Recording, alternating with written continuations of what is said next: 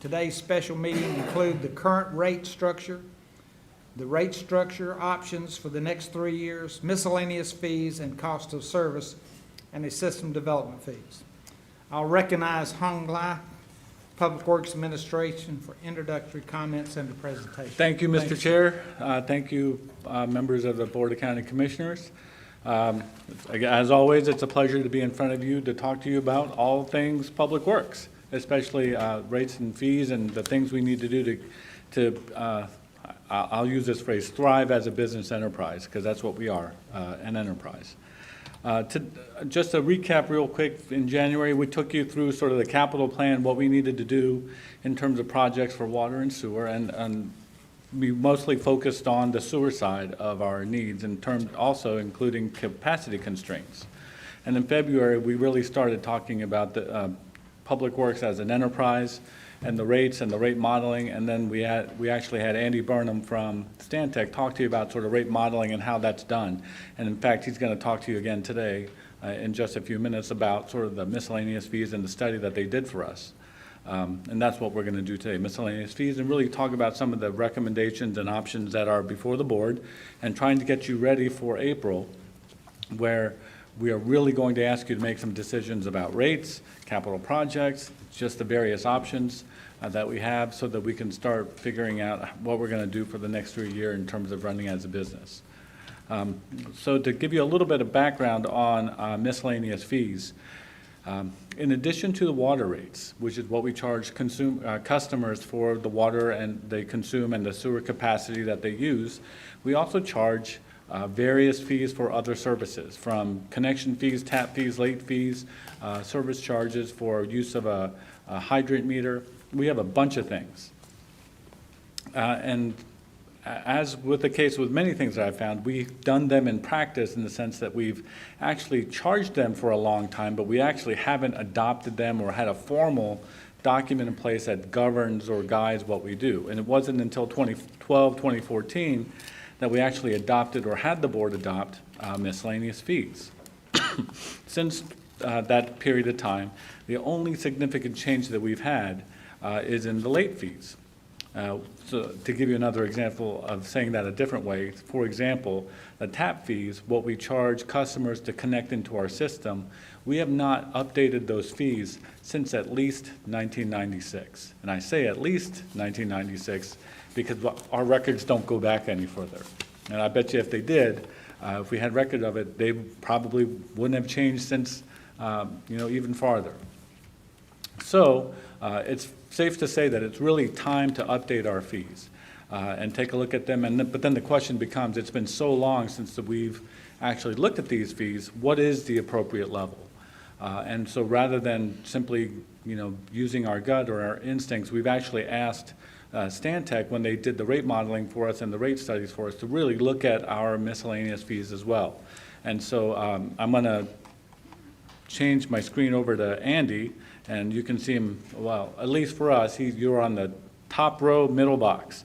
And that's Andy Burnham, and he's going to share his presentation. He's going to walk you through sort of the methodology and sort of the results that they found in terms of miscellaneous fees and what those outcomes were for us. In addition, he's also going to talk a little bit about what we call the industrial pretreatment program. And so I'll say that in many ways almost is a preview of something that we're going to talk about as a department, as Public Works. So that's a program that we're going to have to define a little bit better, and that's something that's probably going to come to you in the future. But we had the opportunity to have them look at that as well, so they're going to present that today as well. So Andy, with that, I'm going to turn it over to you. No, that's perfect, Tom. Thank you for that introduction and brief overview. Good afternoon, Commissioners. Again, Andy Burnham with Stantec. I'm here today to help build on the conversation from the workshop we had in February about the utility system and its system of rates, fees, and charges. So if you'll recall from the discussion that we had in February, we really kind of broke down the rate study process into a few discrete elements or workflows, starting with identifying how much money do we need to collect from our rates and fees to cover our system costs based upon scenarios of capital spending, operating expenses, and corresponding debt and reserve requirements. And once we've identified that, level of annual revenue requirements, we then did an exercise looking at how those costs should be fairly and equitably apportioned to customers proportionate to how they use the different functions of each system. And then having done that, we then explore the process of how do we structure our rates and fees to collect that revenue, fixed charges, variable rates, tiered rates to incentivize conservation and provide affordability. We talked a little bit about that last time. What we didn't talk about last time was that last element that we wanted to talk about today, which are other fees that you have for specific services that you provide that benefit individual customers, as well as what we did through the other phases of this process for you that actually provides a foundation to have potential surcharges that could be considered as part of your industrial pretreatment program. So I wanted to start with the miscellaneous fees first, and then we'll go through the process of how we calculated the unit cost that could be used and inform your industrial pretreatment program. So as we talked about in the February workshop, these miscellaneous fees are really comprised of things associated with making taps to the system, disconnecting or reconnecting customers, removing or installing meters, several various activities that you perform for individual customers. As we talked about in February, they do represent a small portion of your revenue stream, about 4% of overall system revenues. And as Hung mentioned, many of these fees have not been updated in several years, really decades. And if you'll recall from our February discussion, cost allocation, rate design, these miscellaneous fees are generally things that we recommend are updated in 3 to 5 year intervals or cycles. However, many communities on the miscellaneous fees, despite their best efforts and intentions, don't seem to update them that frequency. And you're going to see some of that in some of the surveying that we've done here too, when you look at our updated unit cost comparisons relative to fees of others in some cases. But the whole intent of these miscellaneous fees are really to recover the cost of providing specific services to individual customers that benefit from them, or to promote positive customer behavior to avoid excessive costs or abuses of the system. And so our role in this process was really to work with staff to identify the cost associated with providing all these different activities for our customers for water and wastewater service. And so the process that we went through is worked with staff to really take a cost computation template and identify all of the elements necessary to address the workflows for each service. So how much time does each individual spend for each service? What equipment and vehicles are used? What are their unit costs and how long are they used for? And what types of materials are used to make the connection, the cost of the meters, coupling, saddles, all these other elements that go into actually making the service connection. So that way we could have a very clear understanding of our costs of providing each of these services that could then inform how we want to price these services and charge for them going forward. So I want to take the groupings of miscellaneous fees and try to break them down into categories. So I first started with the tap fees. And so these are the cost for basically making a new connection to the water and sewer system. These aren't system development fees. These are more associated with actually connecting a property to your system as opposed to backbone infrastructure for treatment and transmission. And so this table shows your current fees for water for a 3/4 inch meter and for a 1 inch meter, and then also for making a sewer tap to a 4 inch or to a 6 inch service line. And so the current fee for water, a 3/4 inch meter, is $400. That we know was updated or was established 25 plus years ago at least. The current cost of materials, labor, and equipment is $1,740 for making that tap. You can see for a 1 inch water tap fee, the current fee is $525. The cost of materials, labor, and equipment again is $2,030. And you can see similar differences between the current fee and the cost of service for those sewer taps. $630 versus $3,080 is what our current cost would indicate from working with staff. And so that would represent a potential significant change in the level of tap fees if you were to go from the current fees to cost of service. We did want to provide some benchmarking information as part of doing the evaluation of miscellaneous fees with your staff. And so We've got the presentation in a couple of different ways. May I ask This a is a question? tabular format presentation that shows several different Hey, agencies. Andy, can you Their- pause for a minute? One of the commissioners has a question, I think, on the previous slide. Absolutely. On that cost of service, on the water tap fee, Yes. when a builder builds a subdivision, don't they put in all the taps? Do we do anything there, or are they doing all that work? They do all that work. This is for, say, an individual homeowner who has a lot and they just built a house and wanted to connect their personal, say, property to it. Okay, so even like an individual homeowner, so this would be existing homes that are going off well water, but the builders are paying this in their new construction, right? No, that's correct, yes. Okay, thank you. Continue on, Andy. Very good. So we did do some benchmarking in comparison of current tap fees of other communities, generally speaking locally, for 5/8 by 3/4 inch water taps, 1-inch water taps, 4-inch taps, and 6-inch taps.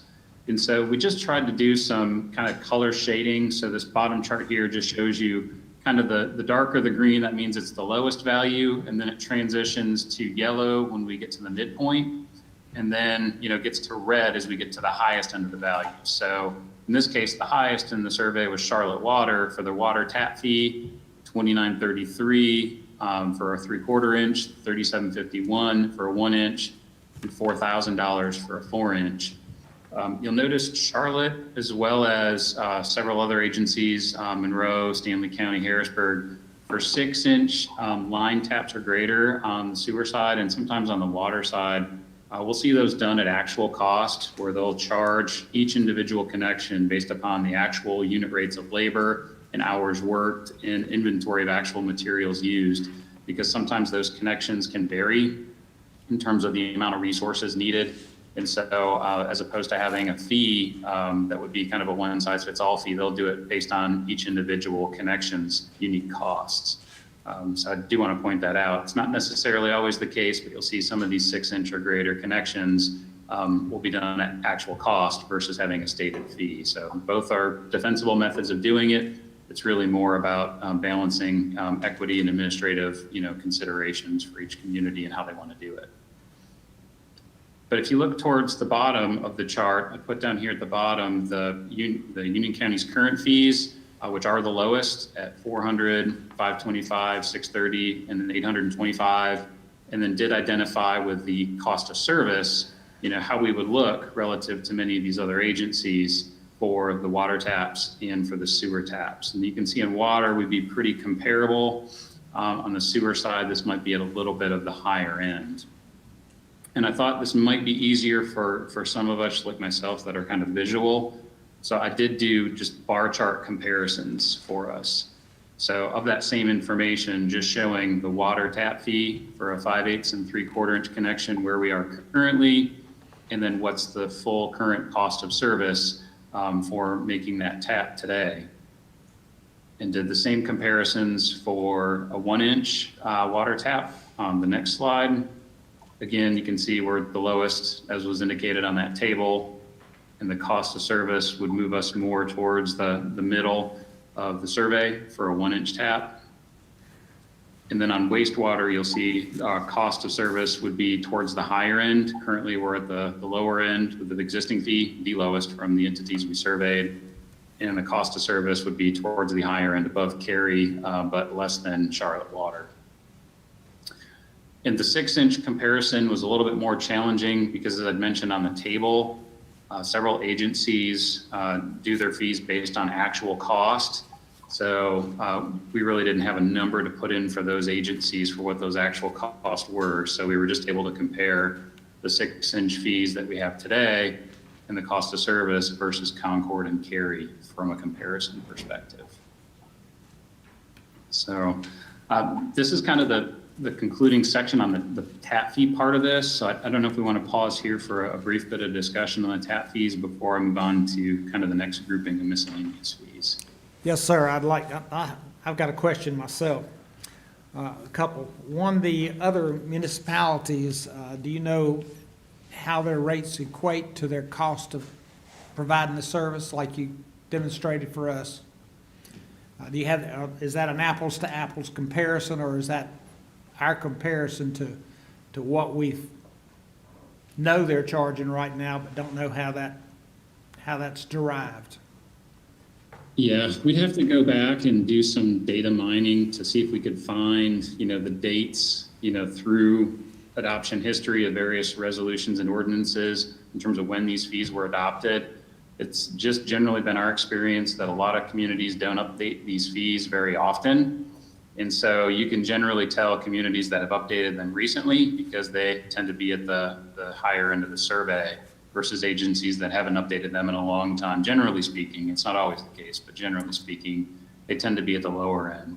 We didn't have a chance to do that type of detailed dive and analysis, and we'd probably have to have some more in-depth conversations with folks at these agencies beyond just public records to be able to answer when specifically they adopted these fees. And number two, did they adopt them at full cost recovery? Because again, there are policy considerations here that you don't necessarily have to adopt full cost recovery, or you could phase in these fees over time, and those phasing plans may not necessarily be available in those resolutions or ordinances.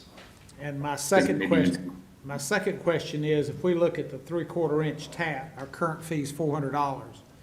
Cost of service $1,700. Is your recommendation that we go to $1,740, or do we add the $400 to the $1,700 at the? Well, that's an excellent question. So once, basically Andy's job is to provide you information as to sort of what he found when he went out and tried to get this comparable information. So after he's done, we're going to get back to my presentation. And I think it's also part of your handouts, just show you what I am going to propose that Okay. I asked the board to adopt. All right, thank you, sir. Commissioner Rush? Yep, and just the one thing I would say is that just from an adoption perspective, these fees are something that it's similar to system development fees in this regard, and that you really can't adopt fees that are above the cost of service. I suppose if you were to do that, again, it would be a policy decision, but you would then have to have a substantiating reason for what additional cost considerations weren't included in the analysis that would support doing so. That was very That's helpful. kind of the only. And that leads me into my Yeah. question. What does the city of Monroe or the town of Wingate charge for system development fees? For system development fees, I don't have that off the top of my head. I might be able to get that for you though, later during the discussion. Okay, because I guess the question would be, all these comparisons that we're doing, these towns that are charging $1,000, $2,000, are they charging a system development fee as well? Or are they charging that in place of the system development fee? So are they, for example, we just built a house at Calabash and it was $8,200 total, tap, capacity, whatever, system development, all the fees together equated about $8,200. So, and that was in Brunswick County. So we're looking, I think our capacity development fees, system development fees are close to $7,000, $8,000 now. And then tacking on another $1,000, $2,000, and then the sewer, $3,000. All of a sudden it starts creeping up pretty quick. I'd like to know if we're comparing places that use this in lieu of a system development fee. I think what you'll find is that there's probably a combination. There are probably some jurisdictions that are not charging a system development fee, and they are charging whatever they charge for the service. And there are others that are charging a system development fee as well as their cost of service for providing this. That was not a basis of the study. It was really just to say, what are our costs for providing this service? Obviously, the board has to make a decision what you want to do, if anything, related to these fees. But we did not compare whether there was system development fees or not. Charlotte obviously has system development fees. They're on the list. But I couldn't tell you about the rest of them at this point. We didn't study. And you see where I'm going with that, right? I do see where you're going. If it all in the wash comes out that we're charging $5,000 on something and somebody else is charging $5,000 on something, it doesn't matter whether we're charging $400 if that system development fee takes the place of that. The logic behind the system development fee as well as the miscellaneous fee is what does it cost for your system? Not what is the comparison of another system. Obviously, as a board, you want to know that and you want to have that information. Ultimately, what does it cost for our system to operate and what are you comfortable with those being? Right. But So I understand what you want to know. yeah, because like if the town of Harrisburg is at $1,000 on this slide that's up now, is that $1,000 again including what we would call system development fee and tap fee? Yes, sir. We don't have that information to be able to. Okay, thank you. Commissioner Ray? Stoney, that was a good question a while ago. It got me to thinking, and of course they answered it, but when a subdivision goes in, they put in the water and sewer taps, so there is no fee there.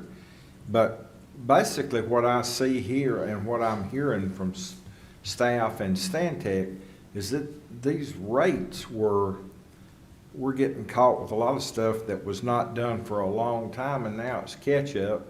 And it's sort of like musical chairs, and the five of us sitting here now are the ones that, and there ain't enough chairs, but these should have been being done periodically instead of all at one time. And I did happen to look up Charlotte's water. Their tap is $29.33. Their system development fee is $8.46 for water. $846 $846, so for a You're- system development fee. What's our system development fee? it's $3,000. Yeah, the total adds up to about 7,400. Yeah, I so don't that- have the breakdown of how much sewer is versus how much water is off the top of my head. We can certainly tell you that, I just don't have it off the top of my head. Young, do you know that? With what you just asked there too, are the developers paying a tap fee? No, Even sir. They do not pay a tap fee, So- so you, yes, sir. Because they put it all in themselves. Right, so they're not paying a tap fee. Correct. So, and that goes back to, I know Commissioner Helms and I had many meetings with staff over the years where we were talking about the arsenic in the water. And the concern is that this wouldn't be borne by the growth in the county. This would be borne by the people who may be able to tap on the water. So the effect that a tap fee would have would be somebody with a failing well or somebody with arsenic in the water or somebody that we ran by their house finally after many years, that they would bear the brunt of it rather than a reasonable tap-on fee, and which is, I think, what I've always looked at, that 400, less than $1,000 is a lot better for a family that's an existing home. So let me clarify something, and Young, correct me if I'm wrong. If you have an existing home and you have an existing well, and you wish to tap onto the water, there is no system development fee That's for that right. project. Yeah, that's correct. There is only a tap fee. That's right. Which is obviously, what does it cost us to provide that service? If you have vacant property, you have not paid a system development fee. You've not been part of a system, you've not been paying into the system, so therefore vacant property is intended to be charged a system development fee, just like a developer would pay. And then what are we gonna charge for the tap or the actual cost of service?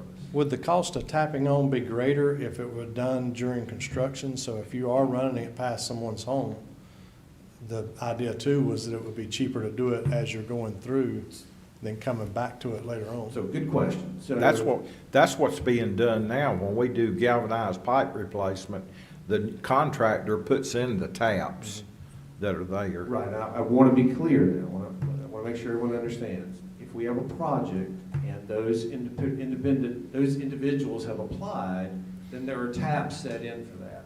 We are not establishing taps for every vacant piece of property. That is problematic, because number one, that is a failure point. If it is not connected, then it is a spot where that line is subject to failure. So we wait to tap that when someone is actually ready to get water. Right. So I don't want you to misunderstand and think that every vacant piece of property, we're putting taps in, because that doesn't make any sense. It doesn't make any sense from a system standpoint. And another thing, what I saw on Zeb Helms Road was, I actually encouraged people that weren't on it, that had wells, they would come up here and paid, but they had to pay. Anybody that was already on that old line that was buying county water didn't cost them a cent. But the ones that went on, that was just like a new tap. So it was very fair. It's just, I think this is something, when we work out, we're not going to decide on this today, are we? No, sir. No, sir. Okay, well, I think there's going to be a lot of conditions we'll want to look at. If their water's arsenic, you know, we don't, I think there's a lot of negotiating that we need to look at here. Well, I know you asked for some information, and I didn't mention this earlier, but obviously you can see on your screen that there's a lot of the Public Works folks are on screen, so they're at their computer, so they can look up information while we're talking, and I'm going to share some of that with you. So for Monroe, Monroe charges $1,390 for a tap for a 3/4 inch, and they also charge a $2,452 system development fee. For So when you compare those to our system development fee plus the tap fee, we're getting close? I mean, I don't know the math on top of my head. Yeah, But, you know, I don't either, so I don't want to be, I look like I'm texting if I do it on my phone, so I'm not going to do that. So, you know, maybe come up with that before we get finished, if Sure. somebody on staff could look at that. What is the apples to apples out the door cost of because again, I'm looking at this thinking, oh, wow, we're way under everybody. But when you take it in combination, we may be right equal with everybody. Well, I have a response to that, but let me just finish what I got here for you. For a 1-inch tap, Monroe charges $1,846 for the tap, and they also charge a $4,095 system development fee. For Wingate, they charge $1,350 for the tap and a $700 capacity fee for a 3/4 inch tap. For a 1-inch, it's $1,850 and a $1,700 capacity fee. I just want to keep in mind that, you know, what we charge, it's usually developers that pay the system development fee that are building large new neighborhoods, or someone that's got an undeveloped lot. People that are generally paying a tap fee, you know, are different from people that pay the system development fee. So just layering on, just adding a system development fee on top of a tap fee on top of a sewer tap fee doesn't necessarily get you that apples to apples comparison that we're talking about. And I think the point that Mr. Matthews is making is a good one, that what we're sharing with you today is, what does it cost Public Works to provide this service? When somebody calls us and says, hey, I want a tap, come on out and put one in. If we're charging $400 right now, which is what we are charging, it is costing us, $1,300 to put in that tap, $1,600 to put in that tap. We are losing money every time we are putting in a tap, because it costs us more for, labor, materials, vehicles, gas, whatever, all the costs associated with putting in that tap than what we are charging the customer. To put it a different way, our current customers are paying to subsidize future customers. That's exactly what's happening, because we're not charging the cost of service. Therefore, our current customers are paying higher in order to subsidize what our future customers would actually have to pay for that service. So just that's what we're getting at, the cost that it takes us to actually provide the service. Commissioner Reed? What I'm seeing now is just what Brian said, but we need to, that's where a lot of our system development fees has been going, to pay for other stuff that was losing money. So we about need to get buckets where it pays for what it costs, right, hon? Well, if you're running a business, you would charge what it costs you to actually provide that service. And Public Works is an enterprise. We're not part of the general fund. We don't get tax revenue. So every time that we put out a top and put in a new tap, we lose $1,000, $1,500 on that. Somebody's paying for it. Our ratepayers are paying for it. But my point is that would preserve system development fees for exactly what they're meant for. Well, we are by law required to use system development fees for very specific things, so we can't mix. But it those comes off buckets. of any profits or margin. Yes, sir. That is true. So that's where I'm getting back to the buckets. We need the buckets to at least be self-filling. I would, Yes, sir. yes, sir. One thing I'd like to understand, one other step, is we have our cost. Other locations have costs for doing it. I'd like to understand the differences. I'd like to hope that we are most cost-effective in the work we do. If we're not, if there's a process that we can reduce our cost, I'd like to know that as well.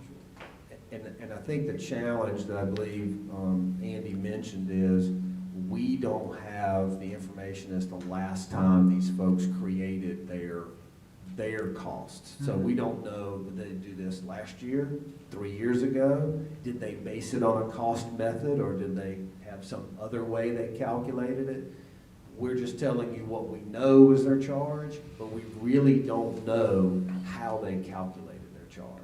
So it wouldn't be fair for us to say that technically we are more expensive, because we really don't know at this point how they calculated their fee. I'm not saying it can't be obtained, but it won't be easy. Do you have the number of how many of these we do in a year? I think that was a question that I thought might come up. Do we have that with you? I don't think. Well, behind you. I'm not asking you, Brian. I'm asking the folks behind you. In the last 24 months, we've made 643 water taps. 634 water taps in the last 2 years. 43 in the last 20 months. In the Yeah. past 20, 24 months, in the last 2 years, 24 last 2 years, months. we've done 600. 634 taps, yes, sir. So if you add it up, it's, and the sort of the differential between the two, Right. we lost at least. Well, so I guess the question would be, is it expensive because we're not doing enough taps? Does it cost us more because we're not doing enough? Would volume, Well, the volume doesn't matter in this case, because it is time plus labor, time, labor, materials. So it is, Right. for every instance, doesn't matter whether we only do 10, 600, or 6,000, it's gonna cost us that much time, that much material, that much effort, and that's what it's gonna cost us. This is a, there isn't, you can't get any system efficiency by doing more, well, simply because. there's also some opportunity cost here. You have the opportunity that you don't have that customer. So if we ran those lines by and where you went out and said, hey, this is a good deal, you need to tap on now and become a customer, that house is a customer from now on. And so now you've gained another customer that's gonna help with some of the highest rates in the state on utilities. So, I mean, is that not a benefit of enticing those customers to come onto the system and become part of that system? Just like the cable company may come out and say, hey, free installation this month or whatever. We're doing something where we are gaining a customer. So it's not like it's a home inspection thing where our inspection costs are this much and we go out and do the home inspection. I think you're gaining the home inspection's over with after the first day. That customer you develop for now on, for years, 30 years, 40 years, 50 years. You're building a customer, not just there's other benefits to it. And it only affects customers that are living in, this doesn't affect the subdivision where they're already putting the stuff in. So we're not sticking it to anybody except for people who've already been paying taxes and maybe have an existing home, or the guy that's thinking about building a house for his daughter. We're not really hurting anybody else except for people who may be already here. Well, again, the board can use any, logic you want to use when making a decision. We're not asking for a decision today. Right. We're just giving you information.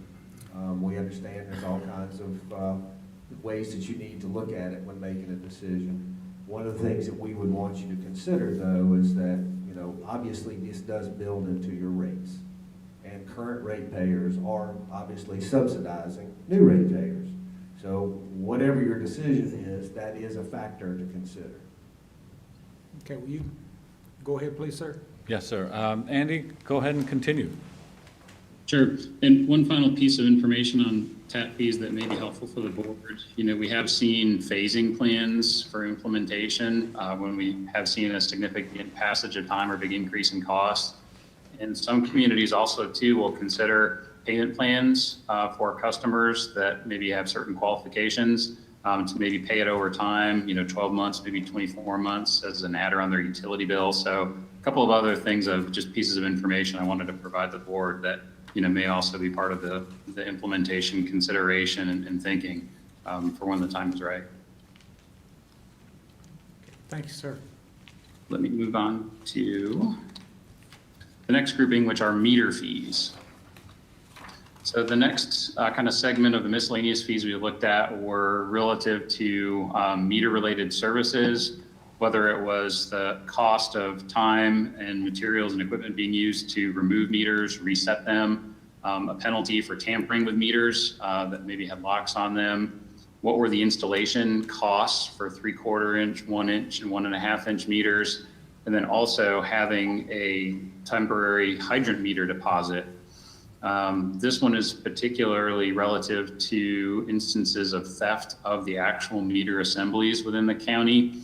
And so having a deposit would help protect from loss of the cost of the actual infrastructure, which is very expensive for those installs. As again, many of these fees have not been updated in a significant number of years. Many had increases. I will say the 1.5 inch fee meter installation, that actually comes down a little bit based on the cost of service, recognizing just the current cost of the meters, and again, the labor cost and associated equipment and vehicles being used for the installation. So that one would be a slight reduction based on current resourcing. We did do some surveying on, in particular, the temporary hydrant meter deposit, because that's a very large delta from what it is today because of those theft issues. Again, using that same kind of color coding in a tabular format to help you understand where things stand today. There's temporary hydrant meter fees that are out there for the upfront installation of the meter, but then the deposits themselves are the right-hand side of the chart. And so in this case, having a deposit that reflects the full cost of that assembly would lead to having a very high temporary hydrant meter deposit as compared to others. But I don't know if the other utilities are dealing with the same issues of loss that staff has reported to us about these temporary hydrant meter assemblies. So you can see the relative comparisons here on the temporary hydrant meter fee as well as the deposit. Yeah, Andy, I think there might be a question. Can you explain? Yeah, I was going to say I'll probably pause here. Explain the loss for temporary hydrant meter, what that loss is? Sure. I mean, it's not the meter on my home meter. No, so when a developer needs to use, say, water from a fire hydrant for their construction of their neighborhood or their commercial building or whatever, they can often request that Public Works install a temporary hydrant meter. So we'll put a water meter on a hydrant. That's that arm that you're putting out there Yeah. now to measure it. Okay, all right. Just wanted to make sure that is. So- That's a subject for more detailed discussion a little later. That is fair. Andy, I want to make sure I got that right. Anything that needs to be added? When I say Andy, there are two Andys, so I'm going to, Andy Neff, anything you want to add to that? Yeah, I think you pretty much addressed it, Hung. And don't forget it's an assembly, so it's a backflow device and a 3-inch meter on a lay length of pipe that's attached to the hydrant. So we don't always get those returned to us. And the idea was to have a cost high enough that they would get a lot of that money back once they return the meter. So it's really to make sure that we get that meter assembly back. Yeah, so I think that's a fair point. So I'm sorry, Andy, I think you and I are going to say the same thing, which is that $3,280 is a deposit that would be returned to the individual developer, whoever, once they return the assembly to us. So it's not something we would keep. I thought those stayed with the hydrant. The temporary hydrant meter? Yeah, they were attached to the actual hydrant. You're thinking about the bulk water program? Yes, uh-huh. This is different from the bulk water Okay. program. This is when an individual requests a specific one for a temporary period of time. So Okay. on the bulk water hydrants, they are meant to be there pretty much permanently. So that's not the same. That's not for an individual. That is for the bulk water program, which, as you said, we have a lot more to talk about. on Yeah, we bulk do. water. Is there a fine for somebody who gets caught stealing water? So that feels more like a bulk water question, but anyone that So if anyone is taking water out of a hydrant that doesn't have a permit to take that water, they do get reported. I think it's treated like a misdemeanor. Is that right, Andy? I'm looking at, again, Andy, now to say that. So there is a criminal charge, not necessarily a fine. Is there a capability of charging a fine for that? I mean, we're giving fines for some other things, there's some fees, Well, fees and fines are different. right? So we can charge fees for services provided. A fine would be a punitive kind of thing, which is beyond this schedule. And that will go to the school system, Yes, sir, I believe it does. yeah. Okay. Go ahead, sir. Andy Burnham, continue. Very good. The next grouping of fees, we characterize as administrative fees. These could be costs associated with establishing an account, disconnect processing, which also would include reconnection, return check fees, and also this gets, I think, to the hydrant permit fee annual cost, which goes, I think, to the bigger topic that we were indirectly speaking to a moment ago. For the deposit fee, I did put a footnote on here about what's being proposed for deposits. For renters, that would reflect an upfront fee of $150 based on 2 months of an average customer's monthly bill. Property owners would have the ability to perform a credit check. Deposits would be collected based on creditworthiness and range between $0 to $150. If there's no credit check, then the deposits would be the full $150 amount. So this gets to some renter issues, and well as gives property owners the ability to perform a credit check, but also have potentially a deposit as well if they don't do that credit check. The disconnect processing fee, I did want to point out that does include the disconnection as well as a presumed reconnection once the fee has been paid as part of the practice. We did do a little bit of benchmarking on those disconnect processing fees, and Andy, a hold up. reason to mention. Go back to the prior Yes. slide, please. I think Did we suspend those for COVID? the governor had an executive order that for a period of time did suspend any kind of, disconnect in general. So we didn't disconnect as long as the governor's executive order was in Okay. effect. All right, thank We also didn't charge late fees Okay. for a period of time. And I think we're okay now, Andy, for you to Sorry continue. about that, Andy. Okay, yeah, thank you, Hung, for that. We did do a bit of benchmarking on those disconnect processing fees. You'll see that, for instance, Charlotte Water has a separate fee of $16 for both disconnect and reconnect. So if you add those two together, that would be $32. We thought the footnotes here were relevant for some, depending upon how they group the fees. Some will charge separate fees for disconnect and then reconnect. What we've talked about here, this disconnect processing fee really envisions both elements, disconnection and reconnection, which is why the cost is $140 versus some of these that may be more around $100.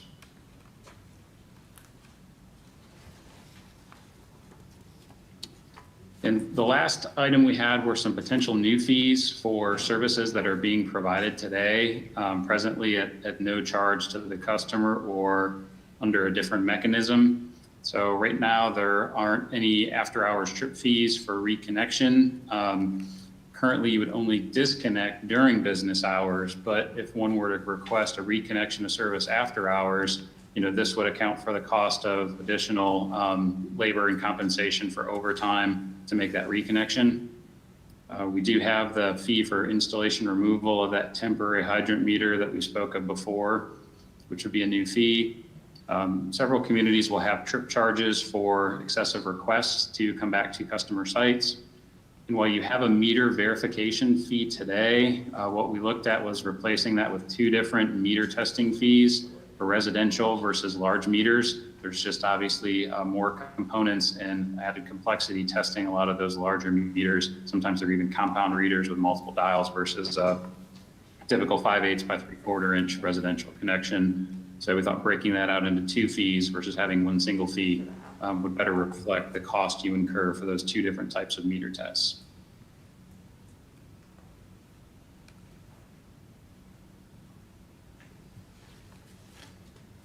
So if there's no comments on the potential new fees. I would be prepared to move us over to the second part of the conversation, which is the industrial pretreatment program. Okay. So I think the conclusions and recommendations on the miscellaneous fees, we've covered these already, and we've talked about some options to consider for potential implementation in terms of phasing or possible payment plans. But I think the biggest takeaway on miscellaneous fees before I move to the industrial pretreatment is, was mentioned before, I think maybe a process of updating more routinely every few years. I think it's going to minimize some of the differences between the cost of providing the service and the actual fees themselves, and make the implementation conversations, I think, much easier and more palatable. So on the industrial pretreatment program, as I mentioned in our past workshop in February, we performed an extensive cost of service analysis for the utility to take the cost and split them between what was associated with providing water service and what was associated with providing wastewater service. And that went for operating costs, debt service, and annual cash funded capital improvement expenses. And in so doing, we also took it a step further and allocated the cost of the sewer system to functions. If you'll recall from our February discussion, we talked about the collection system versus treatment expenses, customer-related expenses, potential supplemental treatment management activities. And what we also did was took the treatment cost that you had and really broke it down by functional element of the treatment system. You know, what's associated with preliminary treatment, removing solids, bar screens, grit removal, primary treatment, which is maybe some settling basins, secondary treatment, which gets into aeration and some biological treatment processes, and then disinfection, and then ultimately the removal of solids and disposal of the treated effluent. And that gave us a strong foundation to say, well, what are the actual costs of dealing with some of the waste parameters that we have to remove from our wastewater before it can be ultimately sent to and disposed of through the treatment plant. And so we took those functional costs for each of those areas and allocated them with staff's assistance to the parameters of waste that really drive the cost. And so the table at the bottom shows how we mapped each of the costs of the treatment functions, preliminary, primary, secondary, disinfection, and disposal, to each of the elements of the wastewater flow that they're associated with removing. So the preliminary system costs were allocated 75% to flow, but 25% to removing suspended solids.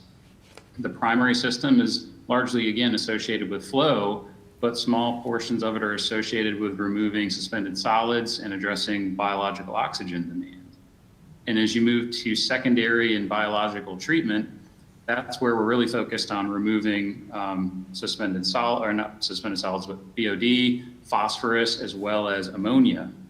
Disinfection is really mostly attributable to flow, and at the disposal end of the system, we're really talking about allocations there to flow and suspended solids. And it's everything outside of flow that communities will use these unit costs to inform potentially having charges for their industrial pretreat program for customers that send them higher than normal strength waste that has higher concentrations of these different types of pollutants.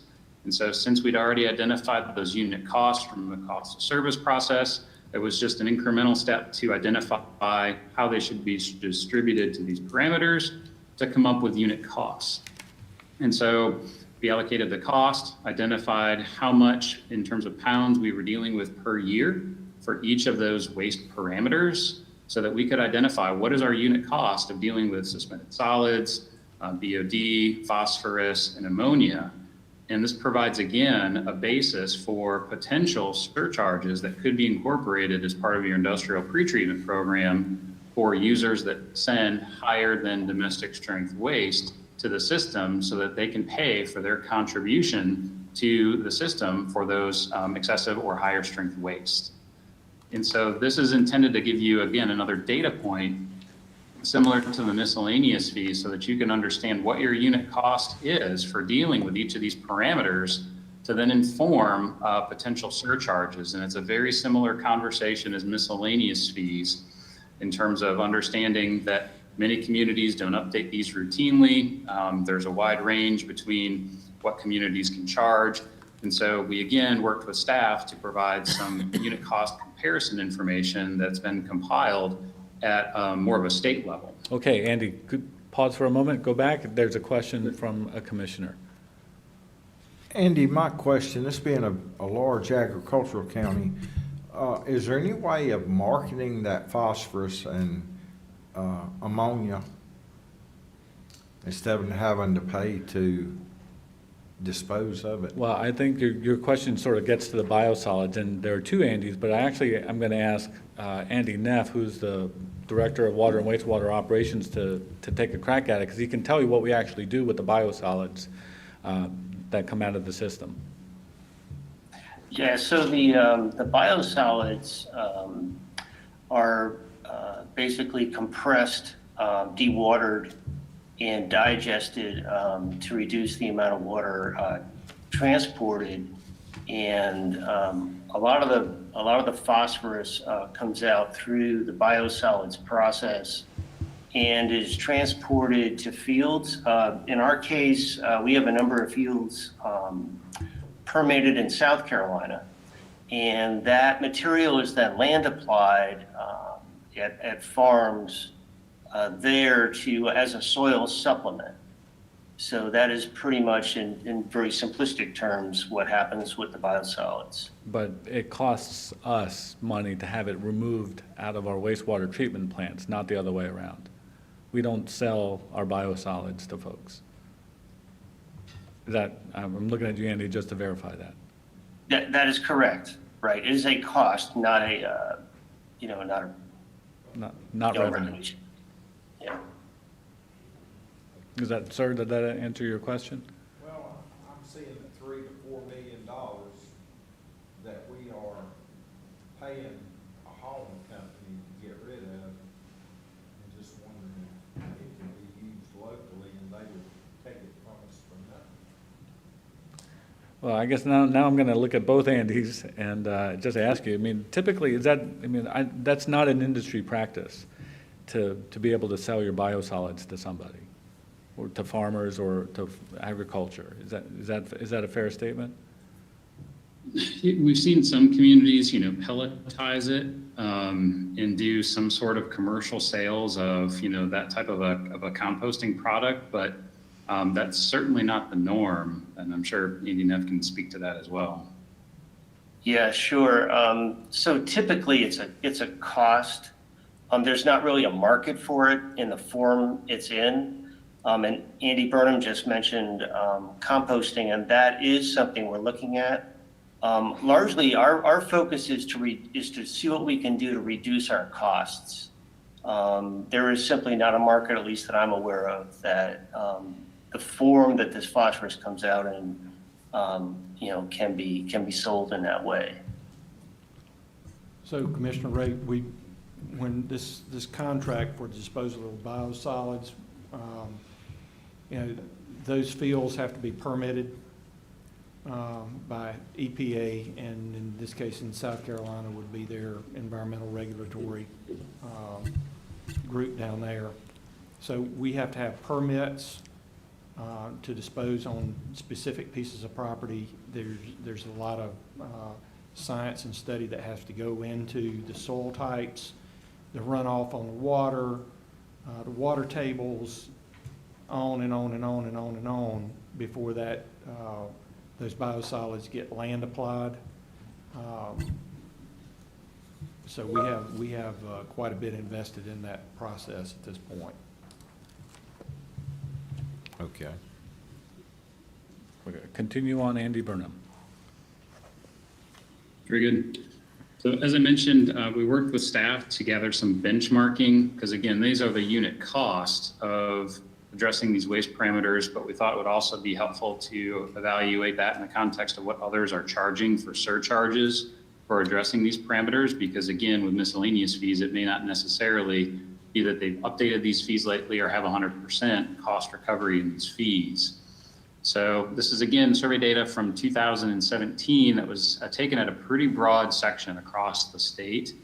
So it was a decent data source that we had available to try to provide a little bit of a context to evaluate what our current cost is versus what some of the fees are that others are charging for surcharges for removing high concentrations of suspended solids.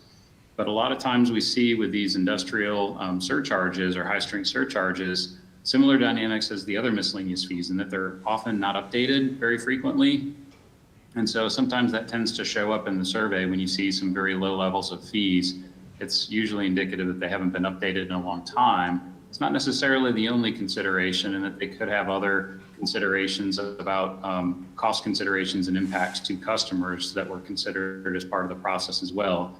Again, we just only know the numbers, not necessarily all the genesis behind the decisions that went into them. But it does help us understand, generally speaking, how our current unit cost compares to some of these rates from a few years ago. So some of these rates may have even changed since the survey was done in 2017. But again, just wanted to give the board kind of a data point and a survey or a cross-section, if you will, of what's out there in terms of agencies that are charging surcharges for dealing with total suspended solids. And I have the same information for the other three parameters that were looked at for biological oxygen demand. Again, showing some of the survey information from that same statewide source. Again, recognizing it's a few years dated, you can see Union County's current cost per unit as compared to some of the surcharges of other agencies. And we have the same information, albeit a smaller data set for those that have surcharges for total phosphorus. Not necessarily all agencies have surcharges for the same parameters. So it's pretty common that biological oxygen demand and suspended solids, we see those oftentimes surcharged, and then other communities will have surcharges on other things that are relevant to them. Total phosphorus is one that we do see come up from time to time. Sometimes it's total nitrogen or ammonia.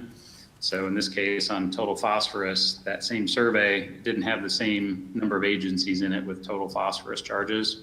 So the list is a bit smaller. And same thing on a... Yeah, go ahead, Commissioner Are Wade. these green charts what other towns are charging? Yes, sir. And then the orange chart, we're not charging, but this is what it's costing us, right? Yeah, well, yes, sir. I was actually going to save that until Andy got to the end, but since you brought it up now, I'll share it with you now. So if you recall some of the earlier slides, he actually showed two orange bars. The first one was, here's what you're charging right now. And the second bar was, here's what it costs you to provide that service. In this case, he's only showing you one orange bar, what it costs us to provide that service or to deal with that, in this case, this particular pollutant in our wastewater stream. He's not showing you what we charge because we actually don't charge anything in our industrial pretreatment program right now. And so there's a little bit more work for us to do to really take this information in and develop a program around it and bring something back to you. But since he had the information, I thought it was worth sharing with you. So almost as asking Andy to lay the foundation for us as we're going to come back to you sooner, well, not sooner, but sometime in the near future, once we have a chance to sort of digest this information as a department, have a chance to talk to management about it and develop an industrial pretreatment program that addresses sort of these costs, and then put something in front of the board. We just weren't ready at the time. Well, I appreciate this deep dive you've taken. It's almost like you were toting water from the well to the house and you get there and the bucket was empty. It's because we weren't charging for things that our neighboring counties are. I'm glad you explained that metaphor, Commissioner Ray, because I didn't know where you were going with it. Let me ask you, oh, You're fine, go ahead. Mr. Simpson. Tony, I'll get it next. just real quick, so is this like this $11.61 on this one slide? Would we put this in, whose bill? Who gets this bill? So usually it's the industry, the business, the company homeowner? that produces Not the homeowners. Not Okay. usually. No, Brian's this is shaking his head. I'm seeing Brian No. shake his head over your This is- shoulder. No, this is industrial I pretreatment. got These you. are, I got you. businesses. So that, they would see this reflected on their bill. Industrial, If the Yeah. board adopted the program. Right. Yeah. Commissioner Simpson? And if they exceeded the domestic strength waste, parameters that you would set in that pretreatment program. Okay. I'm not gonna ask you to name names, but what kind of contributors are these? Who are these that are contributing to this? So maybe not the specific names of companies, but we can give you sort of the types of industries that generate high levels of Yeah, these that's kinds of what I was products. What I will also tell you is, we discharge out of our 6 Mile Basin to Charlotte Water. Charlotte Water treats us as an industrial customer, so we have to pay these charges at Charlotte rates. So that's a significant additional cost to us. But I'm looking at you, Andy Neff, if you have a thought as to the type of industries that generate these type of pollutants at a high level. Or I guess either, Andy, if you can talk about it. Well, I guess I can get you some information. I don't have it at my fingertips as to the types of industries that would have, the phosphorus contribution. But one other point I wanted to make is we have a phosphorus limit at 12 Mile, and this is extremely important because we have a very high phosphorus loading at 12 Mile, and our discharge permit has a limitation on it in terms of pounds that we can discharge into the receiving stream, which eventually goes to the Catawba River. But we can certainly get you some good information on what the contributors are in our system for phosphorus. Thank you. We've got some work sessions coming up, you could. Well, we're gonna have to do provide it that, during yes, sir. And Andy Burnham, just quickly, what type of industries would typically generate high levels of pollutants? Yeah, it's really the bigger kind of manufacturing or processing facilities that you would think of. So in some communities, we've seen it be, Coca-Cola, United Dairymen, like dairy, big dairy producers, some of those big industrial processing facilities. Poultry would be one. I'm trying to think of some others that we've seen kind of more on the industrial side. I've seen some paper that have been kind of on the larger side for concentrations. Sometimes certain universities, depending upon what they're doing, those are kind of the ones that jump to the top of mind. You've got some other smaller commercial that may enter in there occasionally, but it's the bigger industries, that's who you need to tend to think of that would have the higher concentrations generally. Yeah, I They're sending high appreciate, concentrations of waste through at, certain times. yeah, I They'll appreciate, have volume. well, both Andys, I appreciate your comments. And as we, start building a program, we're gonna have to come back to you with more information and probably the specifics that you're asking for, Commissioner Simpson. Maybe City of Monroe. If Yeah. they're, City of Monroe, I don't see them on, I believe they do actually have a industrial pretreatment program. They're just not listed on there. We'll certainly provide that because information. considering 2 poultry plants at least go to that would be helpful to see. Sure. If, Sure. I mean, We can check. Yes, sir. And it wasn't intended that, for this particular information, as Hyung said, that you'll be asked to make a decision on this one. This was just information for you to see that our treatment process is affected by these things, but yet we're not running a program to charge for this. So we're not ready to bring you a suggestion or recommendation on how to address this. We just wanted you to see this for information purposes. Hung, Yep, yes, sir. as Commissioner Helm says, you have uncovered some ugly babies. I gotta write these things down, because I gotta work these into my daily conversations.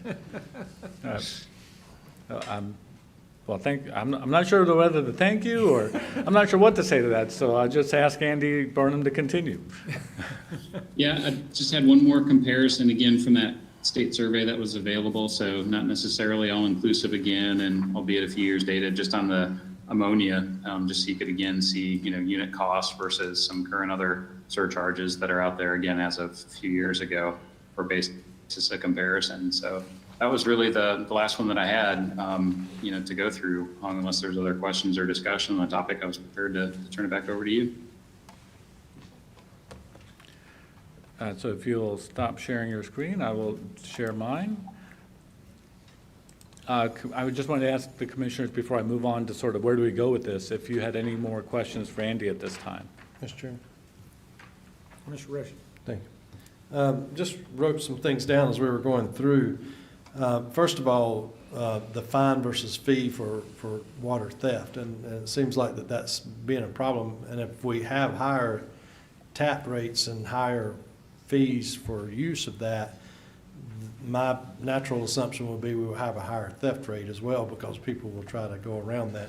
So maybe we could work with the legislature to get some kind of a fine in place for water theft that would probably benefit our county as well as others, and the schools would benefit from that, and with the ultimate goal being that they don't go around that process they go through. And it would give teeth that we have, instead of public works employees looking for tanker trucks backed up to a hydrant, we have sheriff's deputies doing it and checking to make sure that they have licenses. And if they get high enough fines, then again, that would stop or slow way down. Cost of service, that cost of service model, you said some counties charge a actual cost of service.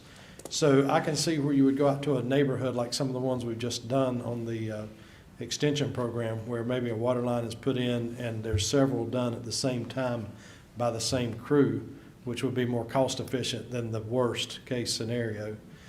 So rather than charging everybody the worst case scenario, maybe that cost of service might be the model to look at.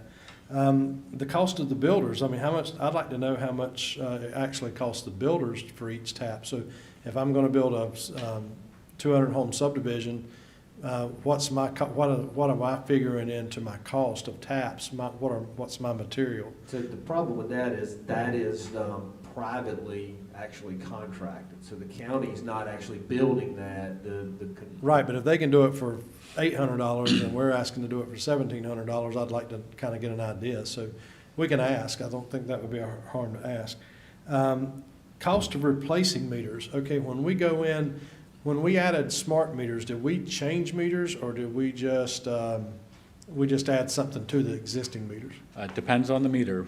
We will either swap it out, or we'll add a sensor to it or a transmitter to it. So again, it depends on the meter. It depends why we have to be out there. The meter could have failed, or what are the cost of those meters? The smart meters? Right.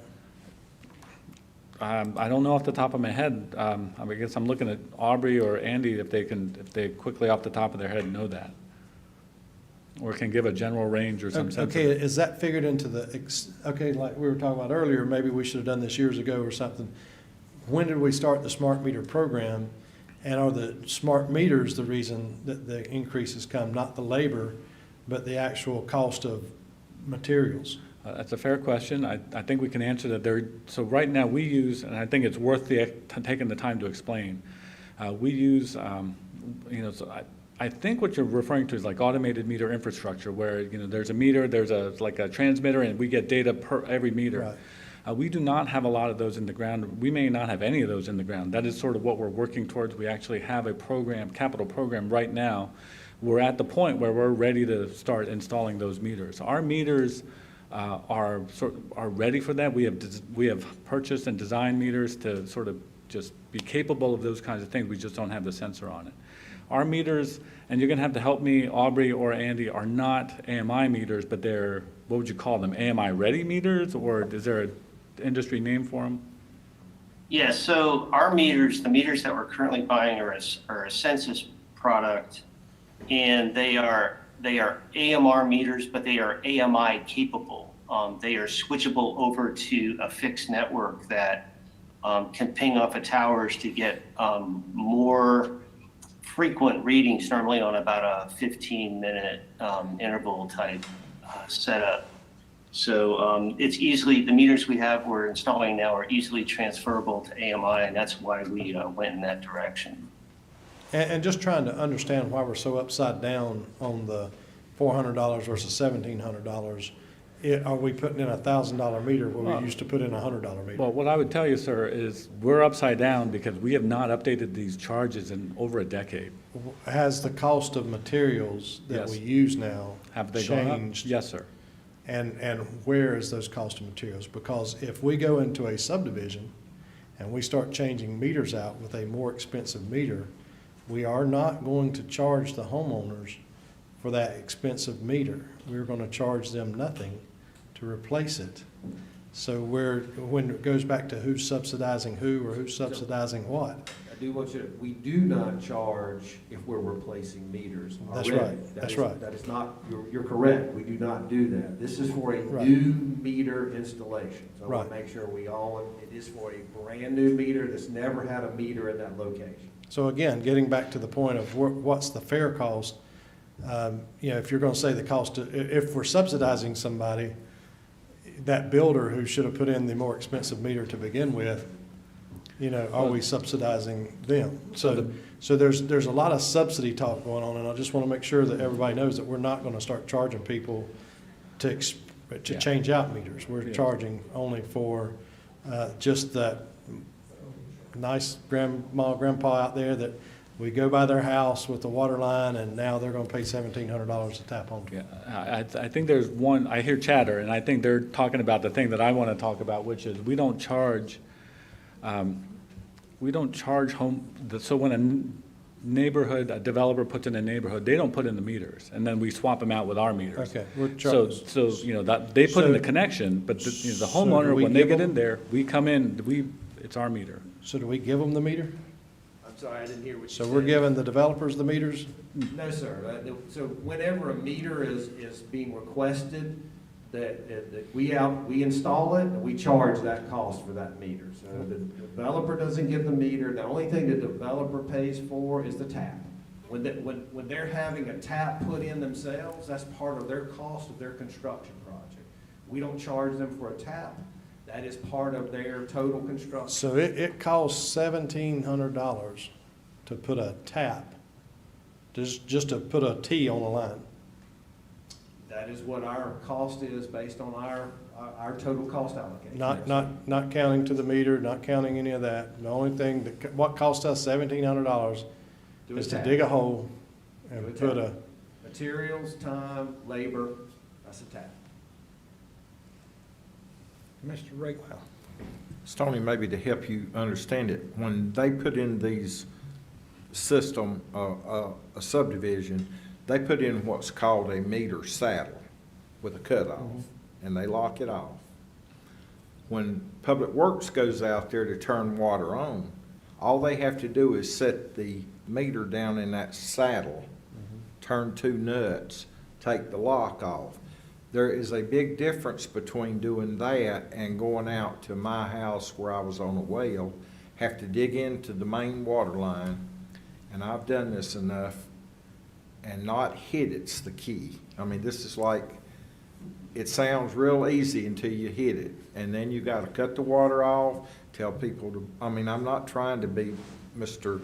Know-it-all, they've gotta be very careful in what they do, or you disrupt the whole subdivision's water. Yeah, if you're putting in, and that's a good point, if you're putting in a line from scratch, that line is not energized, so you don't have to worry about causing any problems with it, you don't have to worry about connecting, you're there at that time, it's much simpler, much easier, as opposed to the line's there, it's energized, people are getting water, there's much more care and attention that we have to take when we're actually installing a tap. But when they send a meter out to a subdivision, they send one man. And when they send somebody out for a tap, it's usually It's a four work crew. men. It's a four-man crew and a truck. Yeah, 2 traffic control, an equipment operator, and a ditch man. and see where I'm looking at this and saying, that, going back to what I said about cost of service and liking that a little bit more than liking the other. If we're going past someone's house with a new water line, and we're charging them $1,700 to hook onto this, when the cost of that is not $1,700, it's basically the cost of the saddle, putting that in. So what does that cost? Because you're already putting the line in, you're not disrupting the line, you're not doing anything, you're not in danger of breaking a line at that point. So in a new area where we're extending service, then that would be something that I would not like to see. Now, if a home is new, like you talked about earlier, if you're building a new home, you're already paying a system development fee, which is going to recoup some of that cost for the other the other thing. So an increased in system development fee might make more sense to me than a increased tap fee to again, places where we're going by. We're doing very few, it sounds like, where we're actually going to a house. Right. And somebody, I mean, if somebody can have water, a lot of people would already have it. If they've got a well and they've got a line in front of their house, I a lot of think- times they'd already have it. I think what I hear you saying, which again, understand, we're not asking the board to make any action today. At some point in time, whether it's what the cost of service is or something less or whatever, I think we can certainly discuss how you want to approach that. What I believe I heard you say is that, well, in instances where we are extending the water lines, not a private developer, if we have customers who are in line to connect, can we consider that there's a tap, there's a much less or lower cost because we're doing that for a new line to be installed? Certainly that's a consideration that we can do. What we're talking about here, and I understand there's a differentiation and we need to do that, is the line already exists, we're not running a new line, what is that cost of service? I think there is an opportunity to split those and say, this is a new line, what's our tap cost? This is a existing line, what are our tap costs? Okay, Commissioner Williams? you have- Yes, thank you. It seems like for a lot of these fees, the situation is we haven't raised them since, in 25 years, or in some cases for the industrial pretreatment, we never have. So given that, is it fair to say that there's basically been a system subsidy from volumetric ratepayers to cover these kinds of expenses, for which expenses have been extremely low or not being charged at all? That would be a fair statement, yes, sir. Okay. So to the extent that's the case, perhaps should we revisit the volumetric rates in a new light? I don't know what you mean by that, or where you're Well, going just with that, if these are fees that haven't been raised in a quarter of a century, or if these are fees that we should be charging in the case of pretreatment that we've never charged, and we start raising these fees and we start charging them for the first time, doesn't that suggest that perhaps we ought to do a review of what we're charging in terms of volumetric rates? Well, we have been doing a review of what we charge in terms of the volumetric rates, at least since I've been here, every year, multiple times a year, at least on the staff side. And the board gets a shot at looking at rates at least once every 3 years, in 3-year cycles, if not sooner. In this case, in a 2-year, the last one was a 2-year cycle. So we are looking at rates regularly, and I'd say that that's what we do, simply because it is the overwhelming portion of our revenue. If we honestly, if we mess up the rates and we don't charge enough and we don't recover enough in our rates, we're going to be running in the red. And as a government enterprise, we can't do that. So we have to make sure that we generate enough on our revenue, and with like 90+% of it coming from our rates, we spend a lot of time, and I'll calculate it for you if you want us to. We spend a lot of time looking at our water rates and what we charge. Well, I appreciate that we're, regularly analyzing our rates. I mean, we've been asked to raise volumetric rates quite a bit over the last few years. But to the extent that we haven't been charging what we should be charging on these other fees, and that makes a difference to the overall revenue picture, perhaps some adjustment in volumetric rates is, appropriate. Just one other thing too, I know last thing I wanted to ask about was the short line extension program. It's been very popular. It seems like it gets subscribed pretty quickly. I think we're in phase 2 now. My question would be, and I'm not sure this can really be addressed today, but perhaps we can start thinking about how does a short line extension program look if we start raising some of these other fees substantially. Something to... Well, we're going to provide you an update on the short line program at your March 11th. I'm not sure where it's at. It's not the Ag Center. I think it's at the community college. Wherever it is, we're going to provide you an update within the next 10 days, I guess. So, if with that, maybe with that information, that'll provide you a little bit more knowledge about what we're doing, to tell us how you can give us direction on what you want us to do. Mr. Ray? Very good points. Commissioner Williams about the volumetric rate. I think we can address the volume rates after we address what these rates have been paying that wasn't getting charged. And as far as the short line extension, when I was at the school board, I saw this, and it's about here. We've committed $5 billion a year to short line extensions, which is a 9-fold increase from what it used to be. And that's about all we can get in the ground a year. You know, at schools, they couldn't do but so much work in the summer when the kids were out of school. But I was going to address Stoney too. I guess right after I became commissioner, Aubrey taught me about pressure zones and hydraulics, but they do energize the line before they put any taps on it. They put a new line in, they turn the pressure to it, and they flush it. And Jerry comes out there or sends somebody out there, and they make sure there are no leaks. And they've grassed the area. Then they have to dig back in and start putting taps in. They don't put taps to non-activated lines. Isn't that right, Jerry? Well, Andy? do you mean I'm Andy? sorry. I'm sorry, I was calling you Jerry, I don't know why. But when a new line goes in, short line extension, they put water to it first and clean it out, isn't that right?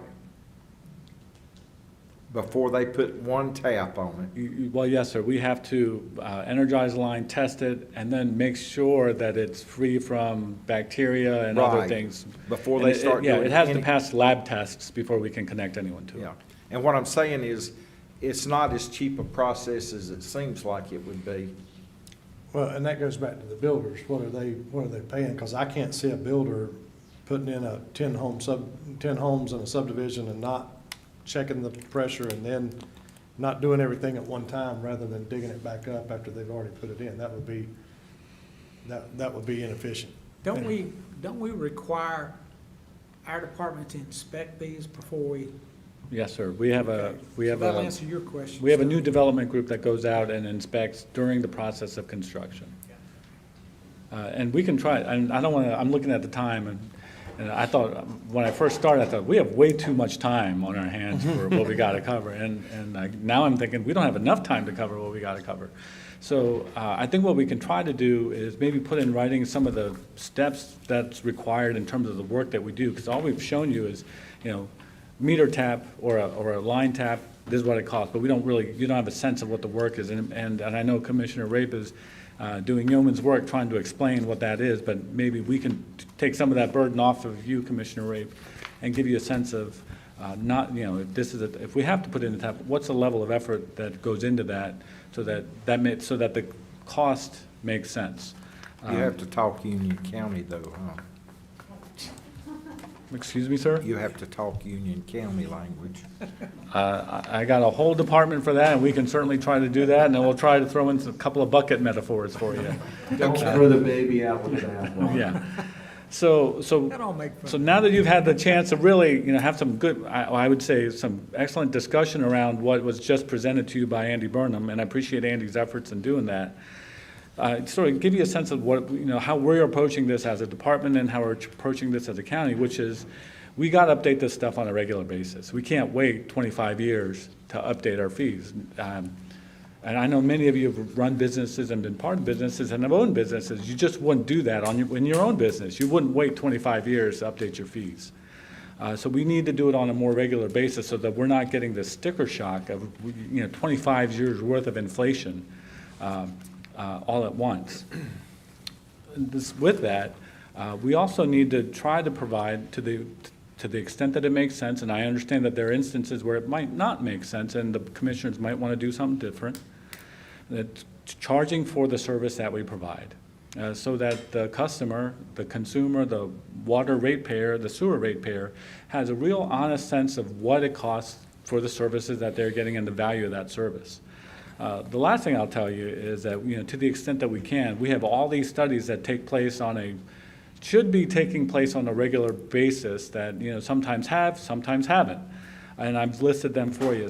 And so we have to do these on a more regular basis. The first is the cost of service, what we just did, and miscellaneous rates and fees just did. System development fees are required on a 5-year basis. And industrial pretreatment program probably should be looking at that on a regular basis and developing a program around it. We do a master plan update every 5 years. We do a long-range plan every 10 years. And then I put the last one here, the comprehensive plan that's not handled by us, but the planning department. That is vital information that we use to really think about, you know, our future business and what the business opportunities are in terms of growing our customer base. And these are things that we should be looking at on a regular basis and trying to sync them up in a way that makes sense. For example, it makes sense to do the master plan and then these cost of service studies that follow on. And then using those cost of service studies to inform the master plan update and then to inform. And so, you know, these things sort of fit into each other, and that's not something that we've done. And you really can't when you only do it once every, 20 years. And so that's something that we're going to try to do. I fully understand that the commissioners may want to do something different, and that's fine, but to the extent that we can, we'd like to charge for the cost of providing a service. And you have a handout in front of you. It's, I think, the last packet of information. It's basically a list of fees. It's basically a proposed or recommended list of fees. It shows you what our current fee is, what the cost of service analysis says it ought to be, what the differential is, and what the recommendation is. And it falls into those 3 categories, I think, that were mentioned earlier: administrative, operational, and the hydrant program. I'm not going to go into details on this other than say you have it in front of you. Please spend some time looking at it. And if you have questions about, what is a hydrant permit annual fee? What is a meter or a disconnect processing fee or a trip charge for excessive trip? How many trips are we talking about? Please ask those questions, because between now and the time that we ask you to actually make decisions, we want to try to answer all of those questions that we can. If there are instances where you think it makes sense for us to charge something less than cost of service, please let us know, and we'll try to address your concerns as best as we can to benefit basically our ratepayers as best as we can. So that's where I want to leave it with the fees. Hung. Yes, sir. I would like for you to add one fee that we have that's not listed here, and that's the cost if I want to pay with a check, have a bank draft or a credit card. There's a fee associated with that. I get more complaints about that than anything else about utilities. I'd like to understand why we have, I got a $18 water bill, and I got to pay over $3 to $4 just to use my credit card or something like that. Yeah. Unfortunately, that is a pass-through cost. We are charged that cost by the credit card companies.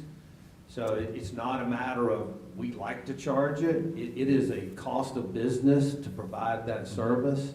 It is not a cost when someone does an ACH, when they actually take it out of their checking account.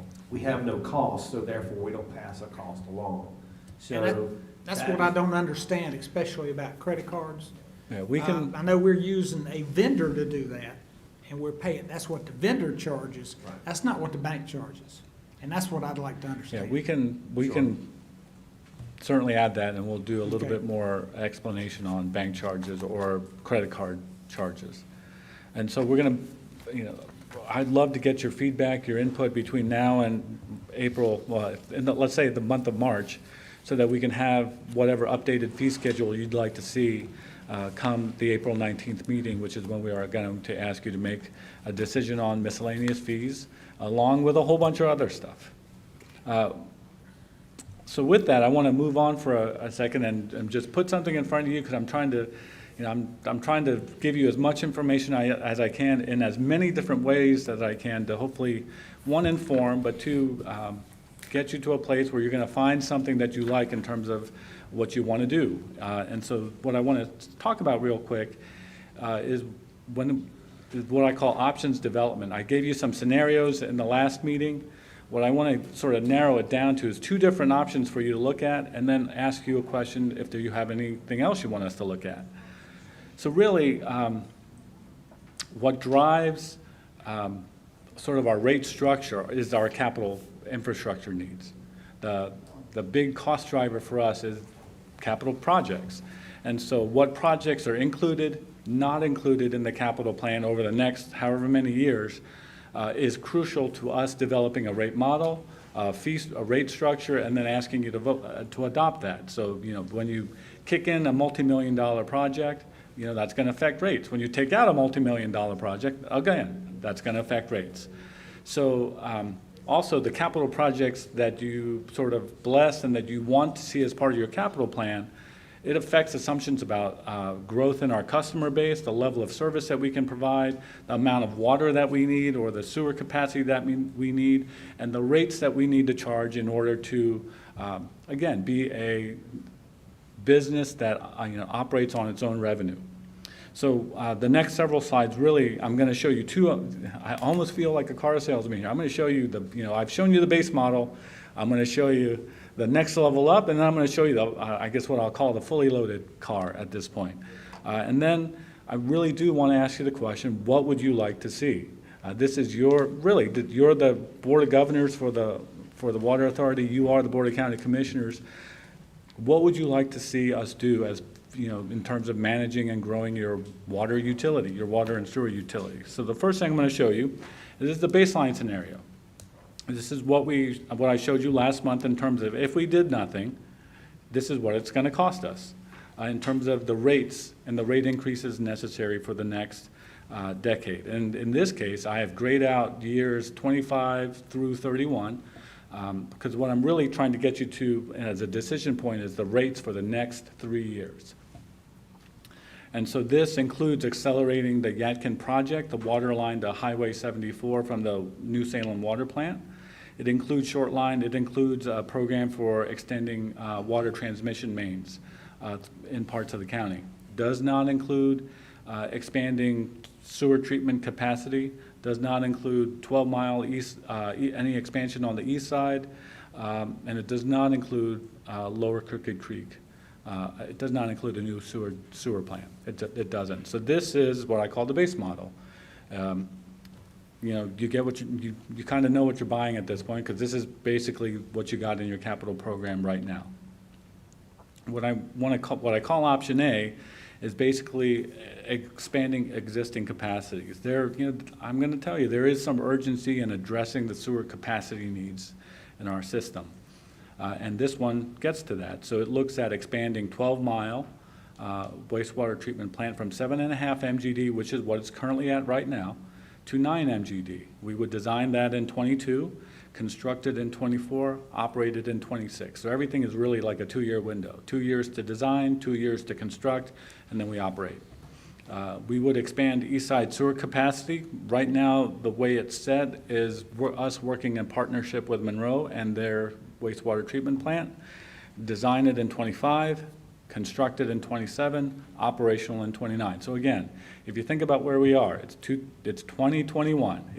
It's at least 8 years before we get any new sewer capacity on the east side working with Monroe. And if we were building something from scratch, it would take that long for us to do the same, because we'd have to go through the permit process, and it's going to take us 4 or 5 years to do that. Is that assuming Monroe's going to build a new water plant? This assumes that they're going to do something, whether it's new or expand the current. It assumes that they're going to do something up to and including a new wastewater treatment plant. Okay. This doesn't, option A does not build a new wastewater treatment plant at Lower Crooked Creek. It does ask for permission from the board to purchase the land bank it, so to speak, just so that we have it, and also do the permit work. The reason why I tell you that the permit work is important, because it takes years. It's going to take at least 2 or 3 years to do the permit work. If you decide, that doesn't mean that you do the permit work now. If you don't do the permit work and you decide 3 years from now to do the permit work, that means starting in 2024, it's going to take us 3 years to do the permit work. So you're not looking at anything sooner than 2027 just to even begin to design. And the landscape is going to be very different 3 years from now. So that's what I'm asking for. It doesn't cost us anything in the capital plan to do purchase the land or permit or do the permit work. So what that gets you is if the base gets you 2.5% rate increases between now and for the next 3 years, and then sort of for the foreseeable future, given all things sort of given what they are. Option A adds 1 percentage point to that. So it goes from 2.5 to 3.5. And then by the time you get to 2028, the rate model that Stantec runs for us says, but at that point, your rate's going to go down to 3%. Now, I want to make sure that the board understands, we're just showing you options, we're just showing you what it could or couldn't do. I also want to make it clear, if the board chooses to do an option that includes Lower Crooked Creek land purchase but not construction, those out-year rates, those are not in play anymore. Because to construct a plant, it's going to be much, much more expensive for those rates in 2026 or 2027 if you then decide at a later date that you're going to construct that plant. This is only factoring in if you buy the land and do the permitting. It is not factoring any construction cost in this. I don't want anyone to misunderstand. If later on you came and you decided you wanted to do the construction for Lower Crooked Creek, that rate for those years is going to go up significantly because it's not factored into this. This is only land purchase. Commissioner Rushing. We haven't learned much about land banking from the school system, have we? You want to go and ask them about their land banking plans because I was there at the beginning of it, and I spoke out against it. And now that same land, Commissioner Rape, how much is that land worth? Half what it was back then that we paid for it or something like that?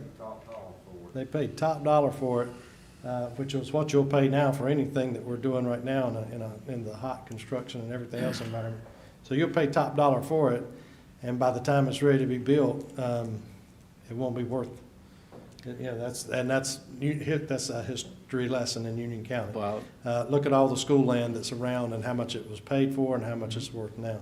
So the land banking part, you said it wouldn't cost anything. Yes, it will cost something. It'll cost the land. It's going to cost the permit fees, and we've already said that we don't want to ask about the existing Crooked Creek plant because it may jeopardize this plant. And I'll be honest with you, this whole concept of that Rocky River area Lower Crooked Creek sewer plant has cost us time on the 12 Mile Creek plant. We should have been talking about that 3 years ago and expanding that 3 years ago to meet the demand that we have now. So, I just keep seeing this, and I keep seeing, the hope one day that we'll build this nice sewer plant in the Rocky River area. It makes no sense. And if we do it, that 350 is going to turn into 15.5%, 33% increases over the last years. I'll tell you, I respectfully disagree. Well, you can disagree, but it's the truth. I respectfully disagree because I've got an example back in mid-2000 when Rocky River was turned down. Now we're in a bind because we don't have that capacity.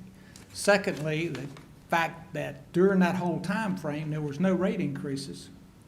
That wasn't adjusted, so it caused us to have a 30% increase that we just experienced. I don't want to be guilty of passing on problems to future boards when we don't address the needs we have. We have two basic needs.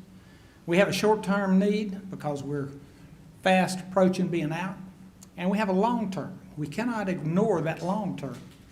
And I respectfully disagree. I don't want history to show that we were negligent in doing what we should be doing. Well, Mr. Chairman, if I might, you can respectfully disagree, but it wasn't until 2011 that this board decided to start on the Yadkin project. The Yadkin project is what drove the increases of 33%. And correct me if I'm wrong.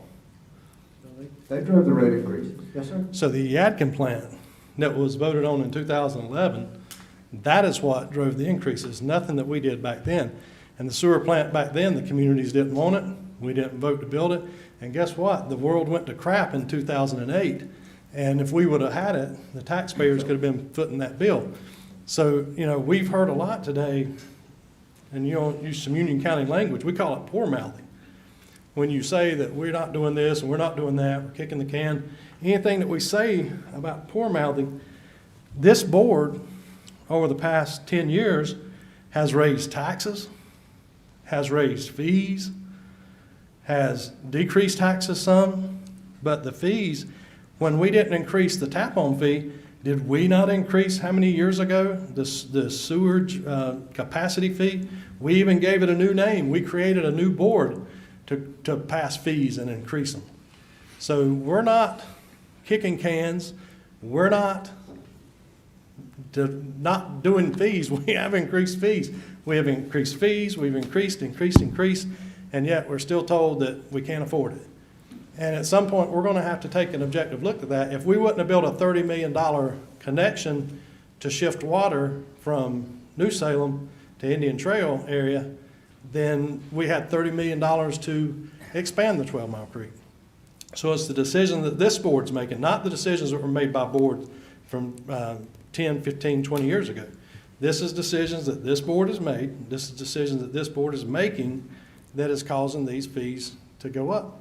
And if we're not paying enough, again, I hate this here that we're not paying enough, but I would rather increase system development fees and let the new homes that are really creating the burden. Why are these new homes not helping pay this 3.5%?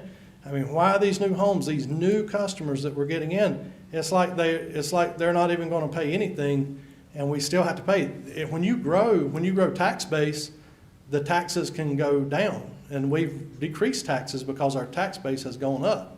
So why is it that when we increase our customer base that we can't keep our expenses managed? And if you're buying brand new cars and trucks and things like that, maybe that's why. Maybe we're spending too much too quick on facilities that won't be needed for 50 years instead of managing what we have properly. That might be the problem. So respectfully disagree if you want to, but the board in 2006 and the decision not to build a sewer plant back then, that was made by the board that came after me. I delayed the decision, and when the board that came on after me, they saw they were being lied to by someone in Public Works, and they decided not to build that plant. It didn't make sense. Would you like to continue, please? Yes, sir. All I can do is share with you the data that I have and the Okay. data that I see it. And so I'm going to give you option B now, which is basically the first two bullets are the same. You're going to expand 12 Mile from 7.5 to 9, same time frame. You're going to expand East Side Sewer, so again, that same time frame in partnership with Monroe. This option really is, really looks at constructing a Lower Crooked Creek wastewater treatment plant. You designed that in 24, you would construct it in 26, you'd have it operational by 28. So again, that is a 7 or 8 year window from now. And what that does for you is, again, you're constructing a new wastewater treatment plant. There's a cost to it. There's no way around it. So you look at the base, the 2.5's all the way through. Option B would require 5 years of 6.5, roughly. But and this surprised me when I saw it, and this surprised I don't know who else it surprised when the model ran. Starting in 27, we'd be able to go down to a rate of 1.5%. And again, I realize it's pretty far out, but what this actually gets to what Commissioner Rushing just said. Having that sewer capacity allows us to grow the customer base, both on the water side, and on the sewer side. And if you have a larger base of customers, it allows you to spread that cost over more customers. And so it basically reduces everyone's cost. And so that's what you're seeing starting in 27 is as you're able to grow the business, you're able to spread the cost out to more folks. Everyone pays less is really what it boils down to. So those are the two options. And what I would tell you, I guess the last thing I'd show you, because I think this might be my last slide, is okay, so what does that mean? We're talking about rates and percentage. What does that mean? So if you took sort of the average bill for 5,500 gallons, which we use almost as an average customer kind of comparison, residential customer, 5,500 gallons a month. If you took in the water and sewer bill, what they're paying right now on average is about $102.03. And then you can see what I did for 1 year, because this is tied to, the last column is tied to median household income, so I just did 2022. For options A, option B, you'd be looking at almost $2.50, a little bit more, At $3.58 and $6.66 would be the monthly bill increase that somebody that uses 5,500 gallons would see. The last column is important because we try to tie it to, I think there are standards for how much of your household income should go towards your utilities. And so I think we in Public Works, we try to keep it under 2%. And I think that is like the industry standard, under 2%. And so, you can have some comfort that if you look at next year, it would be under 2% for the median household income.